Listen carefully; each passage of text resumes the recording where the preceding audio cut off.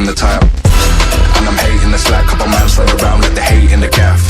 Please don't talk in that trash cause the vibes and the fun all... नमस्कार दोस्तों, tragic incidents episode 8 the Sodder children. दोस्तों, ये कहानी western Virginia की है। 1945 में सॉर्डर फैमिली क्रिसमस मना रहे थे। क्रिसमस का समय था और जाहिर सी बात है काफ़ी खुशी का माहौल था। पूरी फैमिली बहुत खुश थी। सॉर्डर्स के 10 बच्चे थे, जिसमें कि 5 नवजात बच्चे थे जो कि बहुत ज़्यादा छोटे थे और 5 बच्चे नॉर्मल थे, इतने ज़्यादा छोटे नहीं थे, करीबन 7 या 8 साल के होंगे। 5 बच्चों ने बोला कि वो छत पर खेलना चाहते हैं क्योंकि क्रिसमस का समय है, और अक्सर माँ बाप मना कर दिया करते थे कि इतनी रात को मत खेलो, लेकिन क्योंकि क्रिसमस का माहौल था तो उन्होंने बोला कि हमें ऊपर खेलना है। और जाहिर सी बात है इसमें उनके माँ बाप उन्हें मना नहीं कर पाए। उन्होंने बोला कि ठीक है बेटा, जाओ और खेल लो। रात को जब बच्चों की माँ सोई हुई थी तब उसे एक कॉल आया। कॉल के दूसरी तरफ से एक इंसान जोर जोर से हंस रहा था। ये उसे काफी क्रीपी लगा और सीधी सी बात है किसी को भी लगेगा।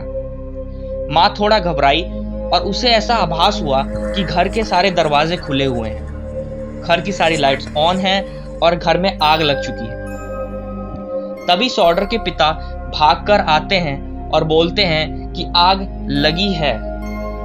दोनों माँ बाप किसी तरह से 5 नवजात बच्चों को लेकर खुद घर से बाहर निकल गए। जब सॉर्डर के पिता 5 बच्चे जो छत पे खेल रहे थे उन्हें ढूंढने को निकले तो उन्हें वो नहीं मिले।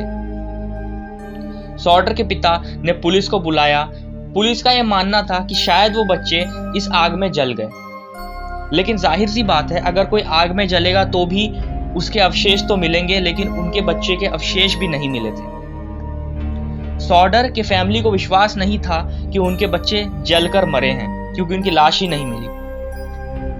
सॉर्डर को विश्वास नहीं था कि उनके 5 बच्चे जल गए हैं। और इसी के साथ पुलिस ने इस केस में इन्वेस्टिगेशन की, बट पुलिस को कुछ नहीं पता लगा। जब अंततः पुलिस को कुछ नहीं पता लगा, उन्होंने इस केस को शट कर दिया।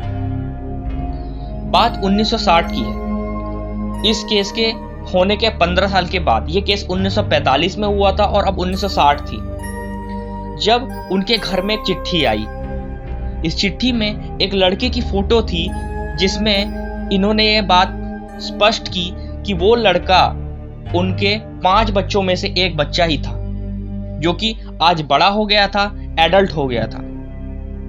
उन्होंने ये चिट्ठी डायरेक्ट पुलिस में जाके दिखाई और पुलिस को ऐसा शक हुआ कि शायद उनके वो 5 बच्चे किडनैप हो गए हैं। उन्होंने फिर से वो केस रीओपन किया और इसके बारे में जानने की कोशिश की, लेकिन उन्हें कुछ पता नहीं चला। दोस्तों, ये केस आज भी अनसॉल्व्ड है। आपको क्या लगता है दोस्तों, क्या वो किडनैप हुए थे या कुछ और ही बात थी? कमेंट सेक्शन में